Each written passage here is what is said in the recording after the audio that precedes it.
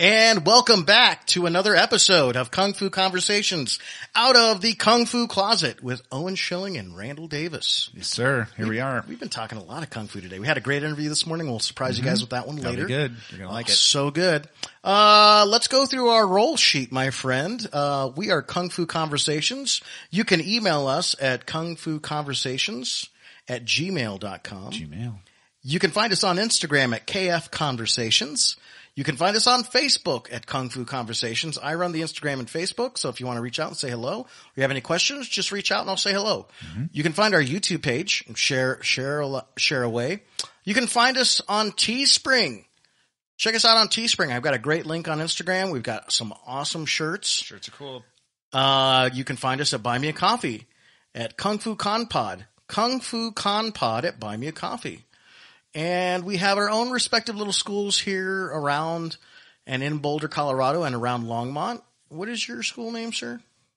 My school's called Boulder Internal Martial Arts. And what do you teach there, my friend? We do Xingyi and Bagua. Which is awesome. Yeah. And I can tell you that after a decade with this guy, he's amazing.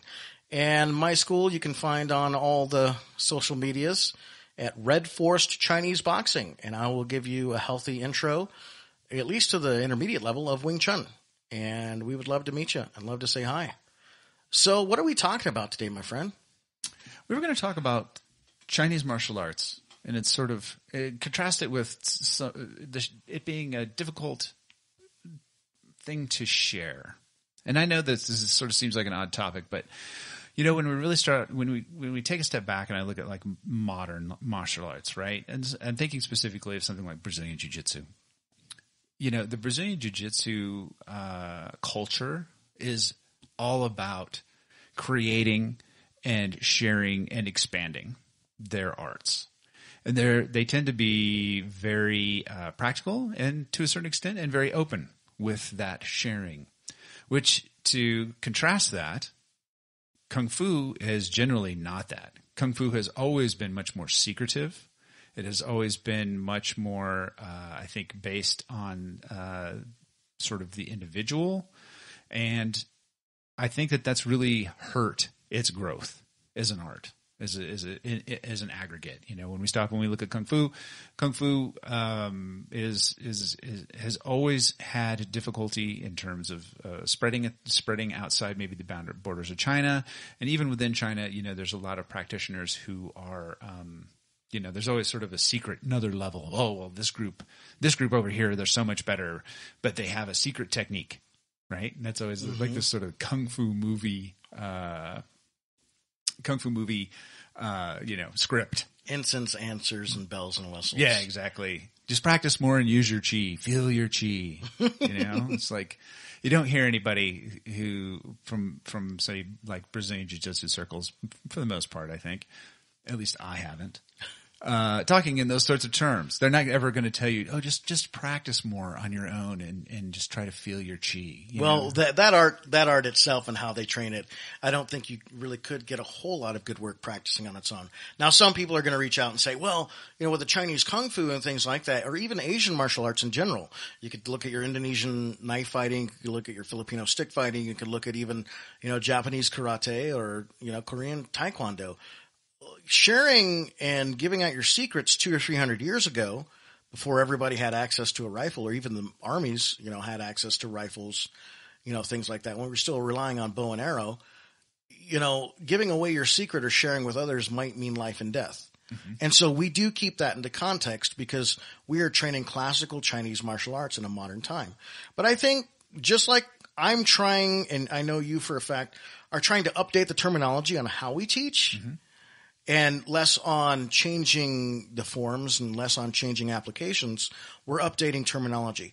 Well, I think we also need to start maybe updating our concepts on, do we share and work with others? You know, you were talking about the Brazilian Jiu-Jitsu, and that's something that I talked to you quite a bit about. I've got a good friend, Josh McKinney, who's about to have his first baby. Congratulations, Josh.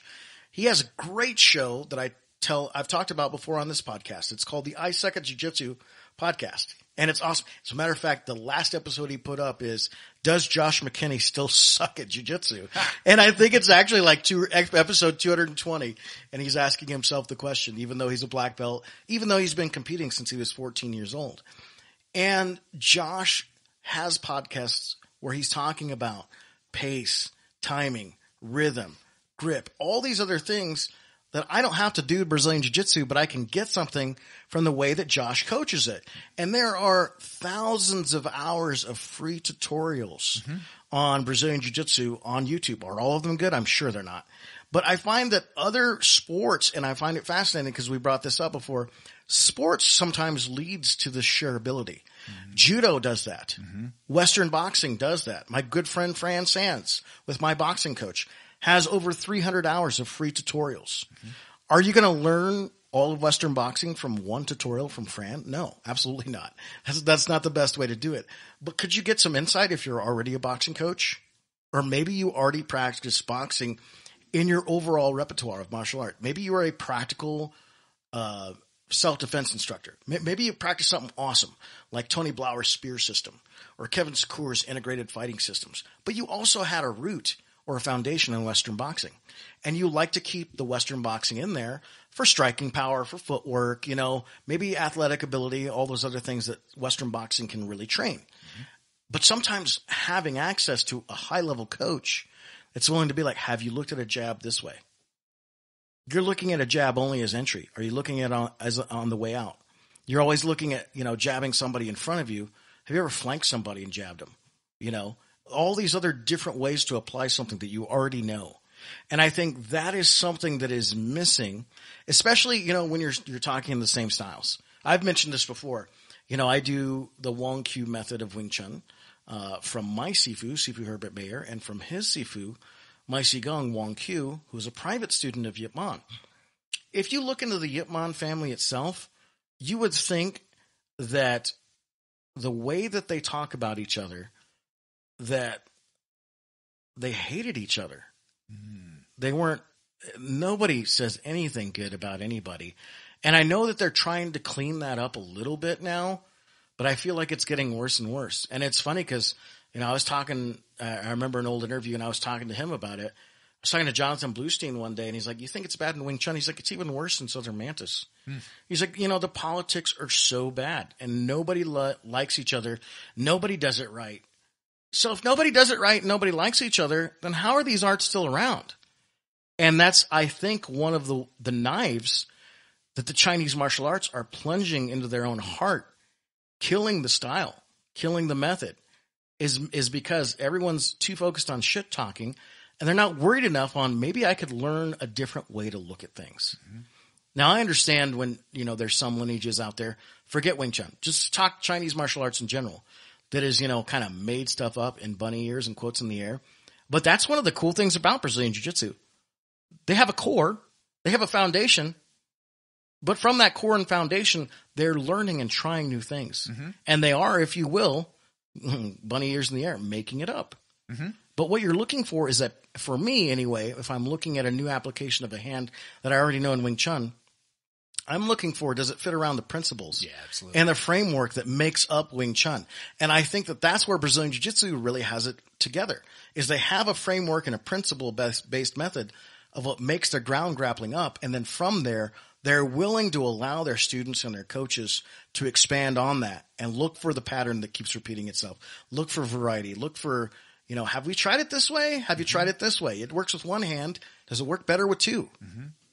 Yeah, and I think, another thing that in Chinese martial arts, maybe to a lesser extent, but certainly in Brazilian Jiu-Jitsu, they have looked outside of their immediate discipline, especially, once it started to, once things got through the 80s and into the 90s and, there was more video and then YouTube came along, there was just so much more availability in terms of being able to look at somebody's method, specifically like wrestling methods.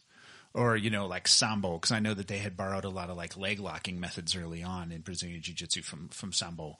And, so that just the idea, and I think for a lot of, at least my opinion, not necessarily being a practitioner, but from the outside looking in, is that they were willing to do it if it worked and if it fit into the principles of their style. And I'm just like, well, yeah, I mean, that's the smart way, right? I think back to, and I know I've talked about this before on this podcast, but how somebody like Li Sunyi and his Xingyi changed a lot after the Boxer Rebellion.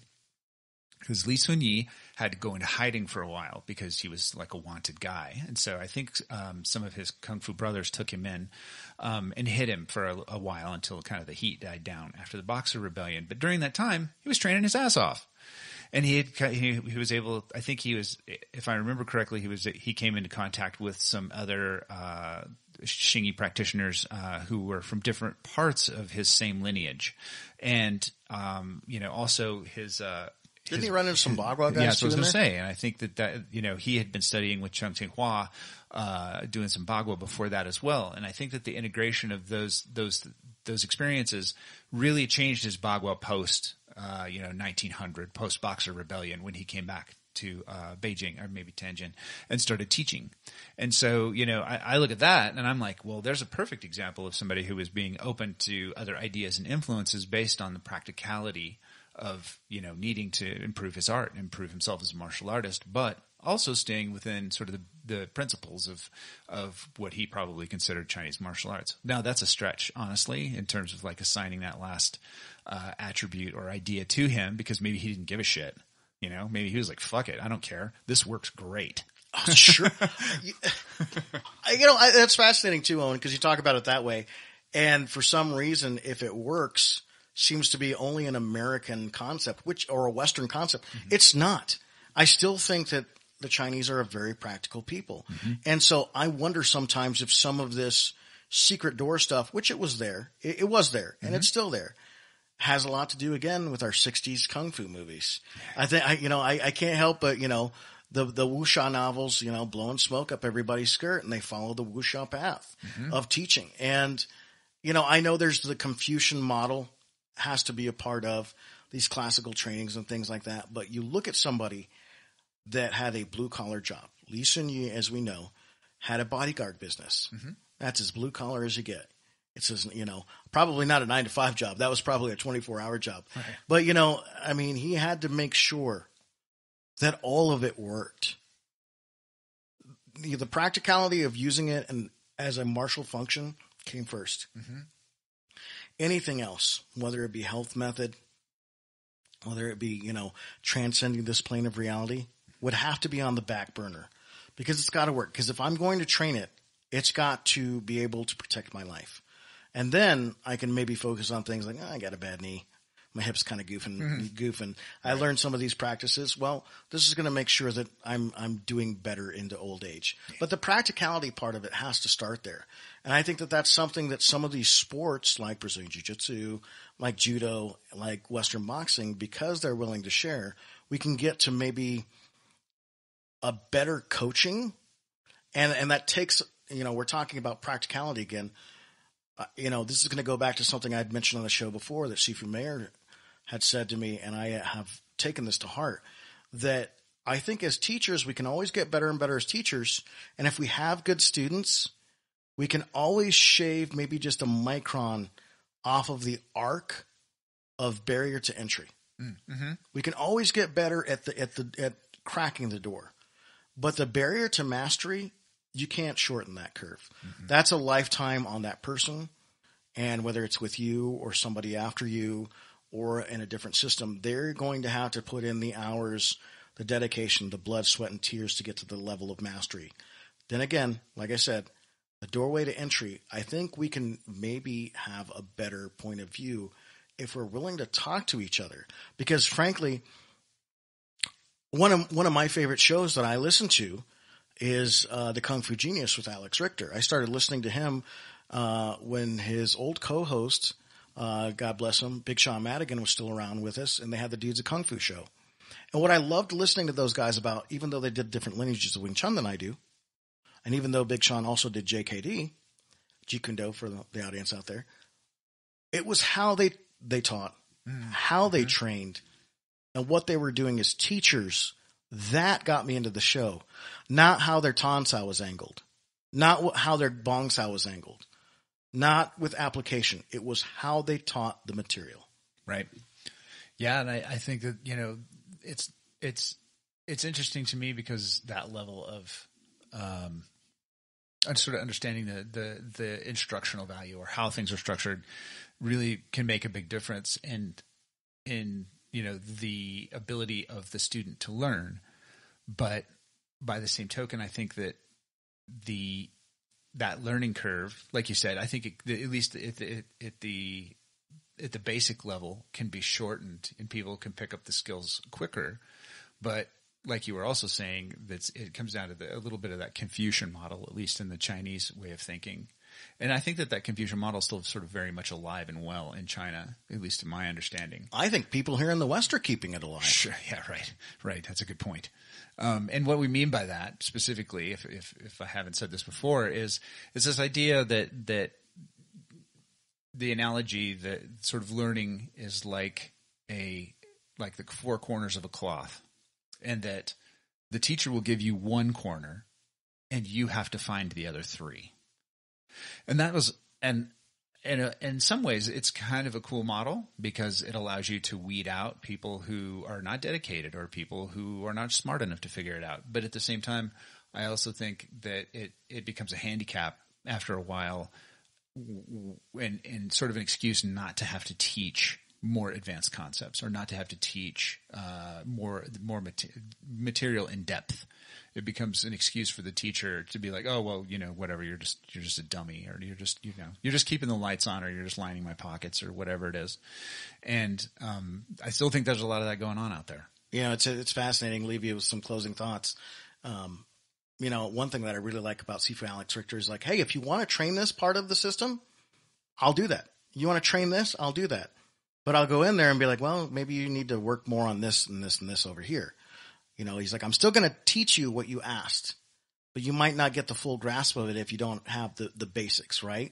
But I like that he's willing to do that for people. He's like, you wanted this.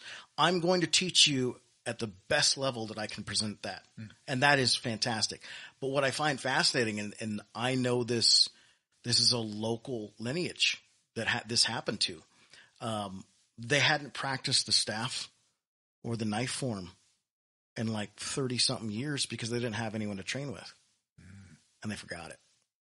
And so now they're having to go back and learn from uncles that are less willing to teach them. And he's like, oh, you didn't practice this. Right.